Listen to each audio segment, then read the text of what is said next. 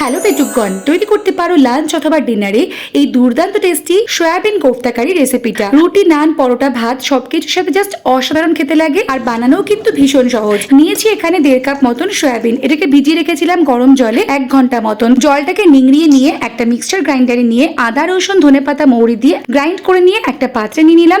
একে একে আলু সেদ্ধ, কর্নফ্লাওয়ার, লঙ্কা কুচি আর স্বাদ মতো লবণ দিয়ে বলস তৈরি করে নিলাম। এবার গরম তেলের মধ্যে এই বলসগুলোকে লালচে করে এপিট ওপিট করে ফ্রাই করে নিয়েছি। তারপর একটা পাত্রে নিয়ে নিলাম। এবার ওই তেলের মধ্যে গোটা গরম মশলা, পেঁয়াজ, আদা, রসুন, লঙ্কা, টমেটো, স্বাদ মতো লবণ, হলুদ আর ধনে গুঁড়ো দিয়ে একটু নাড়াচাড়া করে যখন সবকিছু সফট হয়ে যাবে একটা মিক্সচার গ্রাইন্ডারে নিয়ে পেস্ট তৈরি করে নেব।